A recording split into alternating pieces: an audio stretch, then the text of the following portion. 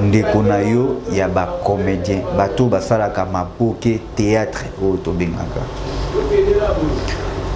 Pourquoi bazali kokufa mingi?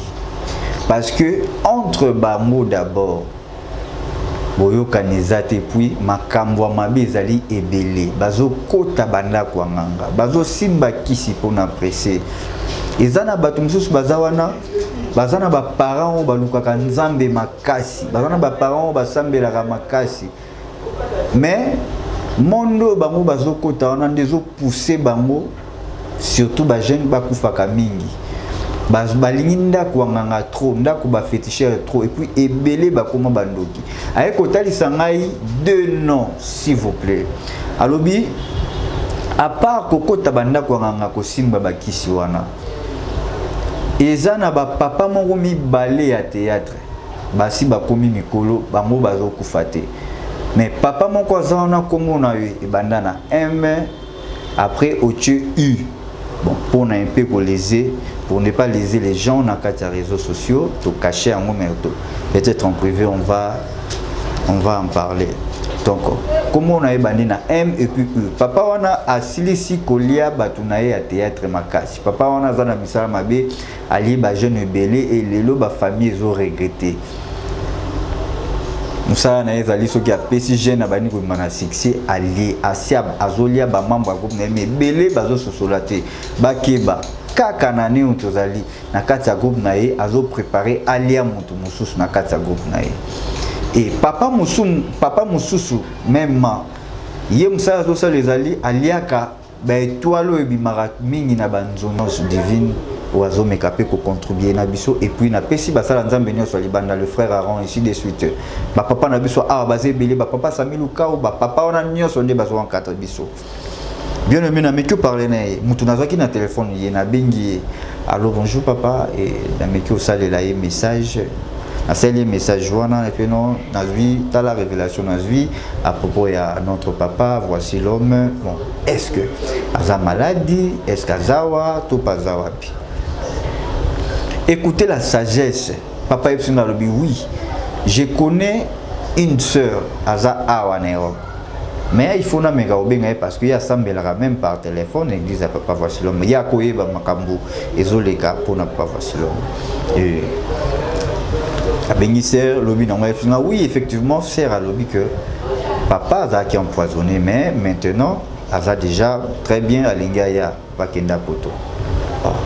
On que papa kenda poto azan ki sasati akenda poto fala ki basali saye aza traitement nango waya et papa Jean m'a dit alobi na ngai sert alobi karoya mais message nzamba ebisio il koloba que il faut que sambela kutu makasi koleka ko prier pour na etam sous le comment ils se préparer na ziongo na message ici pas tokati na téléphone na butu nango na lali et Dieu me dit encore même sans je sais répéter et cette fois-ci frère mokazo sanga lobi il faut qu'on prie pour naie parce que loko mora mabe bazo préparer tout et koleka liboso. Je me suis réveillé na zumba maro makambu oyo notre frère alobaki na ngai papa Jean alobaki que nzamba lingai bisayo ko prier makasi. IHP Media, la chaîne qui vous édifie.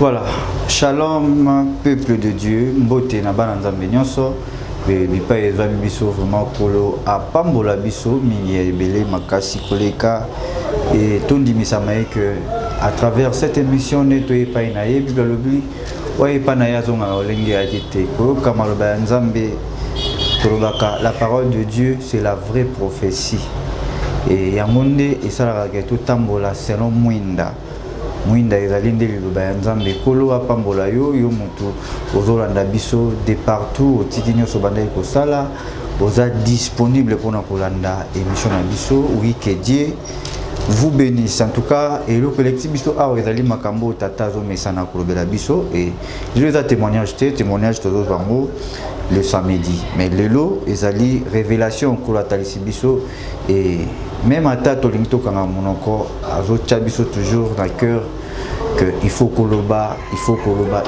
faut kotalisa na peuple de Dieu mbila ozali kobetama et nalingi napesa bana nzambe nyonso d'abord mbote napesi mpe basala nzambe mbote. Mais avant nyonso tosambela nanu. Seigneur, merci pour ta gloire, merci pour ta bonté, merci pour ta grâce, merci pour ta fidélité envers nous. Que ton nom soit sanctifié, soit glorifié, parce que c'est toi le divin maître, c'est toi le divin médecin au Abik Sarababeli. Maman Sanjola Manayo, pour te nyonso ezali na Painayo papa, Zambéo Asala Kalamandate, et tout ce qui message je te transmettre dans ma bouche. La Bible dit c'est poussé par l'esprit que les hommes parlent de la part de Dieu. Et ils ont l'instrument, ils ont l'instrument, ils ont la katina biso, pour transmettre na peuple na yo message au tini biso toloba. Ils ont biso na début le cola alpha, pour ceux qui ont biso le cola oméga netolobi. Merci Seigneur Jésus-Christ. Kola pambola yo, je dis un grand merci derrière la caméra, Papa Blaise Mavungu, Nzamba Pambola ainsi que toute l'équipe. Il y a EHP Media, Nzamba Pambola Biso ainsi que Bana Nzambe Nyonso. Pour Zolanda Biso, vraiment je suis de cœur avec vous. Merci pour Naba Conseil Nabino. Merci pour votre fidélité. Merci surtout pour se soutenir. Il y a Mopé Force. Il y a Oyo Christ à l'Obaki, c'est l'amour. Et on a ligne vraiment na basé les lois c'est l'amour. On a un message mi balenzamba pesingai. Mon koeza il y a un serviteur de Dieu. Moi comme tous les alliés pour na bande qu'on a biso ba comédien. Et je pense que na kati il y a témoignage ils en a parti mon côté réserva qui aussi tout le bela qui paie à propos il y a ba comédien mais et pour les 4 jours nzamba précipité biso tout le ba mo le parce que tozawana pona kosala kaka volonté na aimer le Seigneur Jésus-Christ et atindi biso tout le ba on a lombango pour que bazali toujours koyokate. Je pense que beaucoup de serviteurs de Dieu baleka koloba loba propos ya ba comédien mais cette fois-ci Dieu a réclamé biso le sustoya toya kolobela lisusu mamutali ba comédien pour message moko pour un serviteur de Dieu, un grand homme de Dieu na kati mboka oyo. Et je réponds d'abord parce que na moni pe mo ba message ekoti mingi et ba appel pe koti mingi papa presi yokande bazolo ba non nous on est là pour na kosala musala oyo. Et je pense que bato yo boye bakingai na zo chande bino ba témoin, vous êtes mes témoins. Bon vivre makambo nyon César oui c'est pas ça qui na kati vie na biso binonde boye bien et boye bina place autokomi. Alors les autres me disent que non papa Brice batumsu bazolo ba aligné comme nani prophète pasteur évangéliste ainsi de suite. Non et non, je suis toujours le simple au boyebi garçon Brice, garçon sympa, votre frère Brice. Donc je suis toujours la même personne. En tout cas, dans un pour ça beaucoup m'en a bâti très vanité et je suis toujours la même personne, Brice. Alors très cher prophète, évangéliste, pasteur, ainsi de suite, ne vous inquiétez de rien et n'a pas poste na binoté, n'a pas place na binoté. Mais toutefois, n'a pas volonté en Zambé et ça la tikola vinanga parce que bon beninga n'a l'obélate mais tellement appelle écoute n'a pas message n'a pas qui n'a mais qu'un peu qu'on flasher karamoké. Donc il y a rien et tout ça on a été poto nous on est là juste pour tout ça la volonté à Seigneur. Et non il y a bateau bazoloba et beaucoup constater que dans la mission pas place comme pasteur évangéliste prophète. Non, je suis toujours moi le frère Brice et je dis si je vis aujourd'hui ce n'est pas moi qui vis mais c'est Jésus-Christ qui vit en moi. Voilà. Et quand la zotali sa biso na ba message vraiment ba message mingi et toujours mais un peu pour s'engager un mot na ba témoignage toujours parler pour mais un peu pour balancer pour que transmettre un mot na peuple de Dieu pour balobi peuple pour les ana mwinda teza peuple sans frère. Donc peuple faisant la révélation, peuple sans révélation les peuple moko mawa trop kolo pambola yo et abatela we belé tout kanga mana yesu wana parce que ça bien ngana lobi ça bien parce que na yebi makambo asali linga na vie na yebi o azali et soki yo banayi ko chatembe ngape na ndota tembe na bandaki ko tuta tembe makasi lelo mais lelo nzamba confondre ngai oh nyonso zalaki difficile na vie na ngai lelo et comme facile et pourquoi pas yo mtozo lela ozo ima oza ko s'inquiéter ernionso. Bible est exception Ephésiens, ne vous inquiétez de rien mais en toute chose faites connaître vos besoins à Dieu. Et nous avons sali que tous ala en vie lelo, tous ala en bonne santé et yé wana za lelo lobi pe libela. et mekaye au monde appendinga voyage na kati vie na mais ça demande toujours quelque chose. Il faut être patient, il faut être déterminé, il faut être persévérant. Et c'est ça on nzamba lingi so tali na vie lokola ya bato lokola ba Bartimée et bato malade nyoso Christ tena bango kabible zoloba il était assis au bord du chemin et il y a liboso photo fana manzela o Yesu azali nzela Yesu azali ezali nzela ya mbindo te ezali nzela ya salité te alobi na proverbe je marche dans les chemins de la justice pour donner du bien à ceux qui m'aiment, pour donner du bien à ceux qui m'aiment. Donc cela veut dire bato nyonso bakutana nzela na le kwa ba boso no le kwa bato maladi babika c'est parce que bazaki na chemin au Christ azali et na conseiller yo ma sœur mon frère zolanda mama pe papa sotalanga soki otikali na chemin au Christ azali yebake aopesa ope biloko malamu. Bartimée azalaki na kilo 4 na ye lorsqu'il a longoli manteau et puis azalaki assis, azalaki persévérant. Faut les avoir empêchés, ma boya qui azalaki toujours déterminé un objectif azalaki namo ya kokutana Seigneur Jésus. Femme à perte de sang ndenge moko et yo peso kozwi kondima na yo tyango en œuvre et kozala vraiment malamu mingi okomona oyo nzambe akosalela yo. Soyez patient, déterminé, va bolingo tya liboso et puis zala na persévérance okomona kolo akosalela yo ya koleka vraiment makasi. Alors alingi na banda na message moko kolo tu propesa biso tout à l'heure awa yango esali toleka vraiment mbangu naza na deux messages pour transmettre. Alors nabana ekoya uniquement pour napesa message à serviteur okolo atchaki biso na cœur topesa mais na longwe na ndaku to landa message na bukebi landango vraiment na bukebi omona ndenge nzamba lobaka omona ndenge nzamba utiliser la bato na bandi directement ko bima na veni pour que na kende chaîne na koma awa inanzela bande ko kene na kati ya veni na biso eza na papa moko wana il a maintenant 86 ans azalaki bon aza pasteur mais nzoto ezo permettre yesu takendaka na l'église ateyaka afandi parce que azotambola même na kane. Il prie Dieu sur tali au monde vraiment ça c'est un serviteur de Dieu bateau baza miso molimo mais bateau baza miso molimo te baza raswa moni ba kokoto bampara na quartier ba qualifiera bango toujours bandoki et un papa là aza grand-père pour nanga na pesi mbote papa bonjour.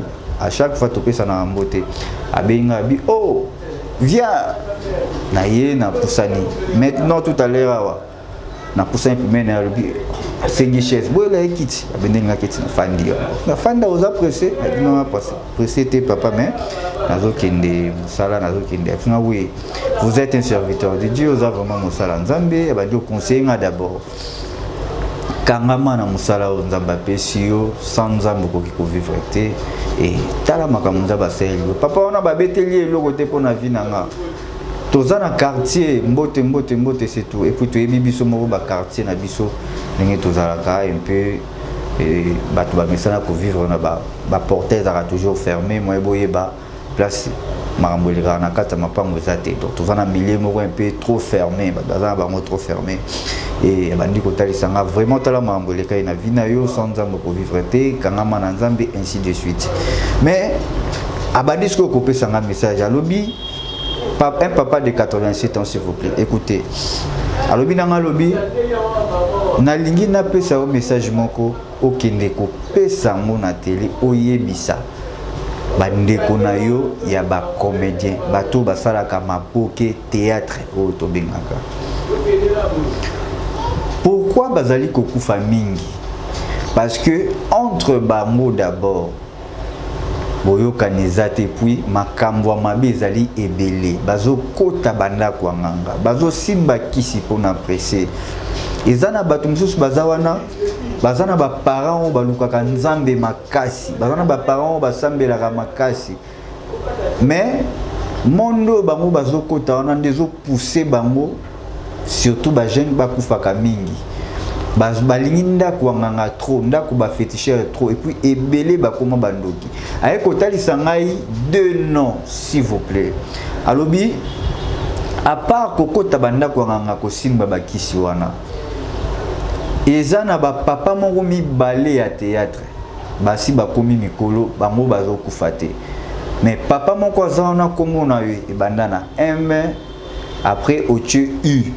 Bon, pour ne pas léser, pour ne pas léser les gens dans les réseaux sociaux, to cacher un moment. Peut-être en privé on va en parler. Donc, comment on a bandé na M et puis E. Papa on a asili si kolia batunaye à théâtre makasi. Papa on a zana misala mabe ali ba jeune belé et lelo ba famille ont regretté. Musala na ezali soki apesi jeune abani ko mana succès ali asiab azolia ba membre groupe na mais belé bazo sosolate bakeba kaka na ni utozali na kati ya groupe na ye azo préparer alia mutu mususu na kati ya groupe na ye. Et papa mususu même ye musala zo les ali aliaka ba étoile ebimaka mingi na banzonzingi. Mais étoile ebimaka mingi na banzonzingi aliaka. Et papa on a comme na ye MA et bandana MA. Abi papa on a mususu soko tali au mon apparence na mon niveau vraiment que on dirait semble la nzambe, mais au contraire donc il y a un peu différent na papa on a ya ME aza différent. Alors musala ba mo ezali nini kododa ba jeune à part wana eza susu na ba frère mususu le rôle ba ene ya ba leki o babandi baza pe na ba groupe à théâtre. Bango pe baza na ba loge. Pourquoi baza na ba loge? Parce que baza envier vie à vivre na carrosse, baza envier vie ya kosomba mituka, ya kosomba mapangu, ya kozala bien, batuba mona bango bien. Et atangi na bande ko mususu ba collègue na bango. Oh nyoso to yebi ba comédien la plupart ya makasi atangi linga 3 non lisusu. Baza pe ba célèbre les loso to lobito classé, to ko classer bango to ko cha bango pe ba place moko ya bien lokwa ba comédien ba to balingaka. Abi bango nde bazo kotsa ba jeune, ba initiation ya ba monde satanique pour ba kendaka ko simba kisi. Alors yebi sa ba comédien ngai na lobi. Bien aimé écouter. Wana papa on a zolo balobi bouye ça ba comédien ngai na lobi soki ba koyoka te na ko frapper lisusu avant année oesila. Na curiosité na nga na oki ba chair d'épaule. Na lobi papa bosa inte fala ka loba nzambe ya lobi soki ba yoki te a ko frapper bango sérieusement. Mais ya lobi ngai na lobi et j'ai compris directement que c'est Dieu qui me parle maintenant. Na garder silence na zoloka. Biyebisa bango ngai na lobi soki bayoki te na ko frapper lisusu avant année oyo esila. Alors entre ba comédiens ezana ba trahison o ezana kati wana enzamba zo permettre liwa parce que ezana ba bazo kufa na kati ba comédien na kati ba théâtre ba comédien na biso eza bato yo ba famille tela kamte mais eza bato bazana ba charge bazana ba foyer bazana ba charge bien aimé maman papa to famille tela ki mutema mais monde à kota qui a glissé na monde mabe des sali qui a se retrouver place on nzamba permettre on poté ya bato musubatikali.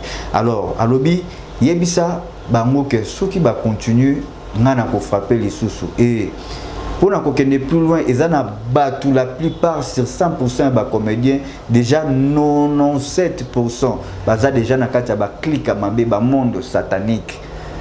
Pourquoi? Parce que pressé et l'équi. Alors le quoi balingi vit à presser aussi là, il faut bas se repentir. Papa Zolo ba bongo lobby et puis ça ba comédien, il faut bas se repentir. Ceux qui bas se repentir en tout cas au ba ko mona lisusu jusqu'à fin de l'année au 2022. Si to comme début 2023 to ko lela matanga ko tangana bato balingaka. Alors abandi côté là na ba jeune sœur. Ba jeune sœur nyonso to yebi la plupart ba sara théâtre o to lingaka surtout et quand papa azotangela ba kombo Nathalie âge à papa 86 ans Nathalie na makambo azoloba na bato azotanga ba kombo na zelia si sa bongo na poser question na mituni déjà na kata mutema est-ce que papa atala théâtre papa akoyeba ba kombo ndenge nini. Papa Zotangela ba jeune sœur to yebi wana pour ne pas citer les noms je vais en parler en privé ceux qui to bengi to kosola monde nzamba opesa biso toujours sagesse pour ne pas léser les gens na katia ya réseaux sociaux. vraiment ça qui passe à lobby la plupart des comédiens ba jeunes besoin envier moninga kenda poto intel na moni ansa kenda poto ape funa ke poto et glisser na ba monde wana ya mabe. Alors ça qui message j'ai compris que c'est le Seigneur qui me parle et papa si sur le bana PC merci papa n'a posé question est-ce que papa là ndaka théâtre à ce qui est singate kende komisa message oyo et nanzela na otambola je prie le Seigneur je dis merci papa pour un message nayo na ko transmettre pour na peuple nayo ameka koeba. Alors bien aimé dans le Seigneur yo mutoza mwana na nzambe yo muto mesana ko bondela pona d'abord vie na yo ba problème ozanamo ozana on a ba problème na yo ozoluka solution na necessité attention na envie parce que c'est le quoi Satan bilula lula.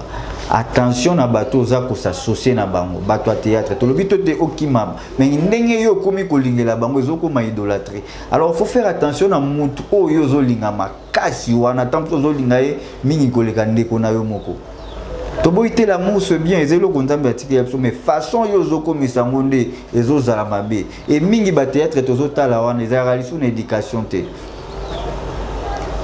Or théâtre ezalaka kala pona ko éduquer théâtre otobane ko tala kala bane ko édifier ko éduquer masse et lelo et commandé nini et bato nyonso aussi to yebi la plupart ba filles papa lobaki wana baza ba lesbienne la plupart ba filles baza wana basi ba kota ba monde cultiste yo lingaka bango zo tala na apparence.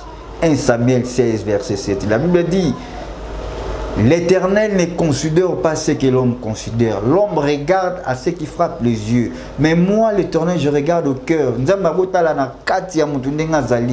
Bien aimé, yo zotali na parole extérieure parce qu'Allah tara bien Azabel ubo ulula kaye osepelaka na ndinga zala. Mais na kati na ye intérieurement azanani bien aimé.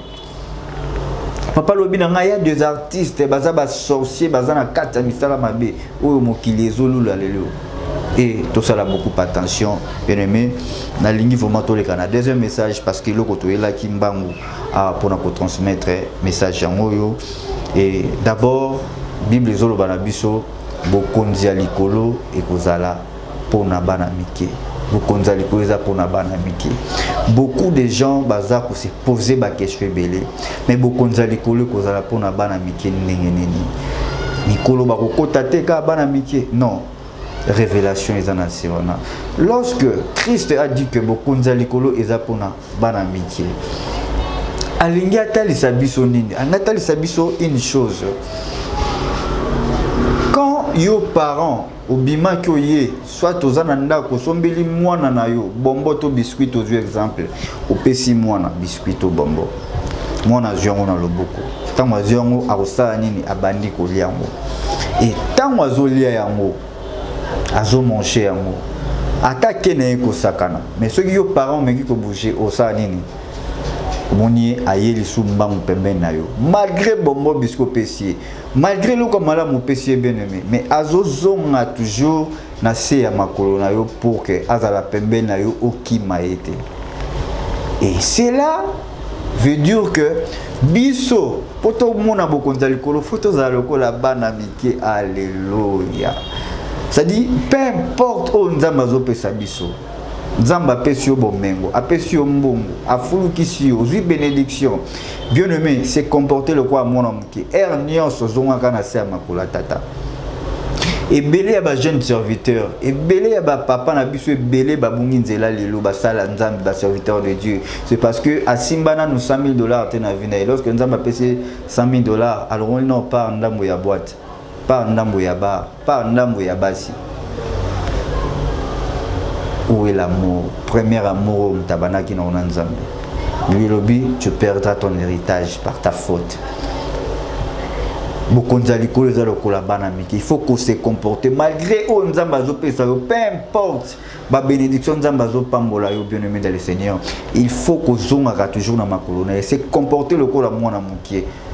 Kolingata ningana otika ye musika na yo non azala toujours proche pembe na yo c'est ça Christ alobi te mutu il faut azala lokola mona mke bokonzali koza pona bana mike c'est ça la révélation bien aimé peu importe nzamba ko tombola yo lelo komi na milliers ya batu okomi na ba garde ko bazo fongolelo ba porte comme na batu bazo tombola yo okomi tiko za niveau ya nzambe batu bazo adorer yo Bien aimé, yozala humble. L'humilité précède toujours la gloire, la Bible dit. Zongaka na se ya makole ya Nzambe. Yaka pembeni ya tata o asali ke yozala bongo. Kotika e musika te. Arobima kotika yo akokima. Se comporter le kola mona muke e bokunza likolo e kozala partage na yo. Kolo a pambola yo. Bien aimé dans le Seigneur. Message du 14 8 mois 2022. Message Toziango Kaka Mikolo. C'était pendant la nuit. On a prié ensemble de tout ça la intercession dans le téléphone, dans le groupe. Papa ici. Et dans le sommeil, dans la lit. Pendant que nous là, nous avons rêvé.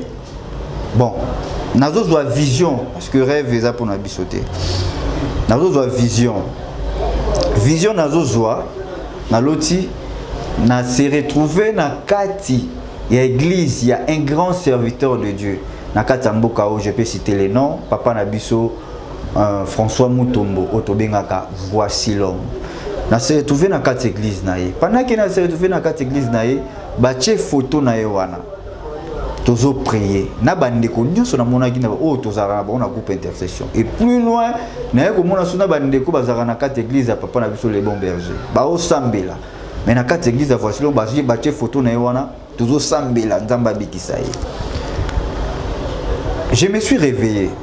Quand je me suis réveillé na 8 ans ya kosala o tobengaka regard introspectif na mitala kati na malamu est-ce que ezalaki kaka ndoto aza tu ezalaki message o nzamba pesaki. Bien aimé dans le Seigneur, et j'ai compris que ezalaki langage de Dieu, langage moko nzamba linga loba quelque chose. Lokola toza ba jeune frère naza aussi na ba papa soit awa soit libana mboka bazalaka et na mikolo nazo partager mingi na notre papa le frère Jean Bonga. Je salue et avant mon moko nzamba remplir na sagesse belé et intelligence divine oiseau mekapé ko contribuer na biso et puis na pesi basala nzambe nyonso libanda le frère Aaron ici de suite ba papa na biso a bazé belé ba papa Samiluka ou ba papa ona nyonso nde bazo en 4 biso.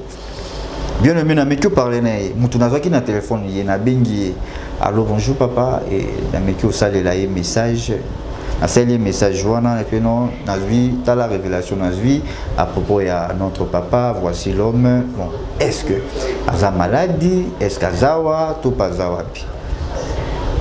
Écoutez la sagesse. Papa Epsina lobi oui, je connais une sœur aza awanero.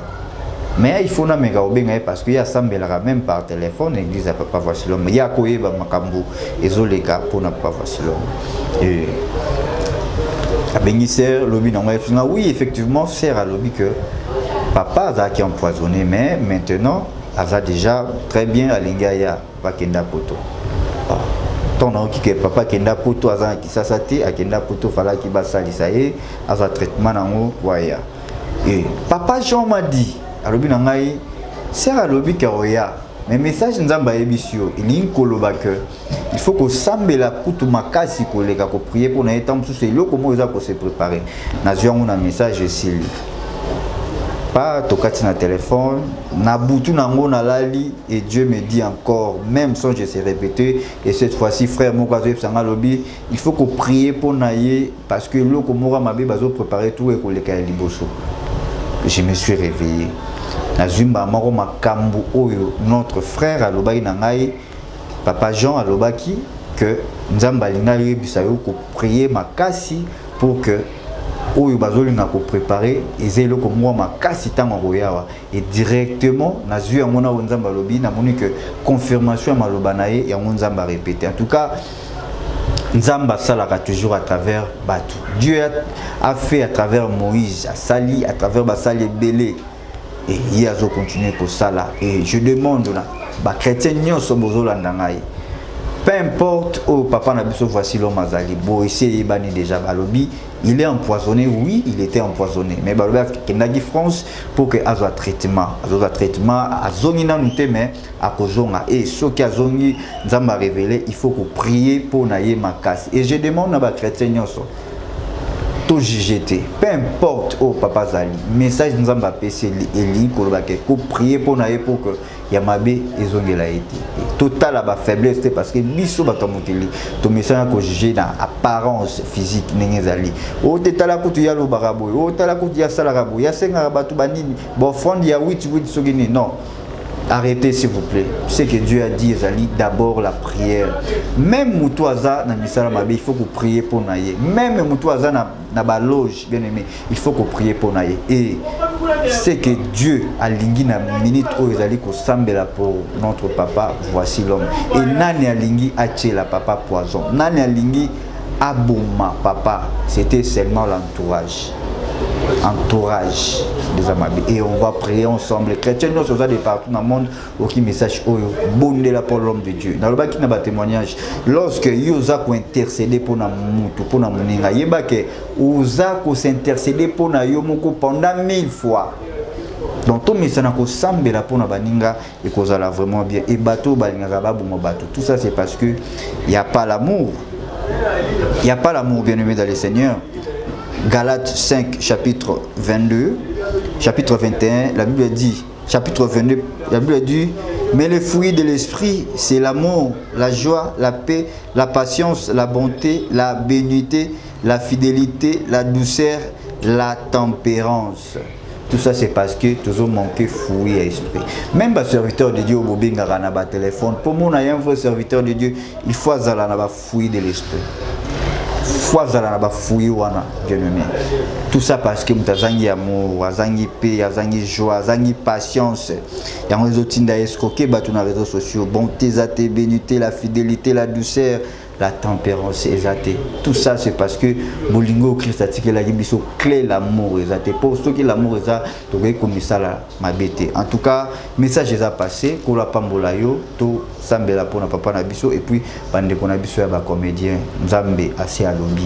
Tout ça le moso qui boyo quitter et cette fois-ci matanga et bana toujours pour continuer pour Nzamba au sala ya minene. Tout ça a beaucoup attention et na kati ba famille bo me capé pour prier pour na bana bino basala ka théâtre et vous allez vraiment madame mingi que le Seigneur vous bénisse. Je suis arrivé à la fin de cette émission et je dis un grand merci Seigneur parce que vous avez na biso lokola alpha au commune biso pe lokola omega ya on a tiki message o na maboko na yo papa cela a été mutu nyonso o ayo ki opesa e makasi ko ba ko bondela pona mosali o yo lobi papa et puis eux pa ko tika mona ya ba Dieu na maboko na yo ba onyoso ba socialité papa ba ye ba yo car ce qui est impossible à l'homme est possible à notre Seigneur Jésus-Christ est possible à toi.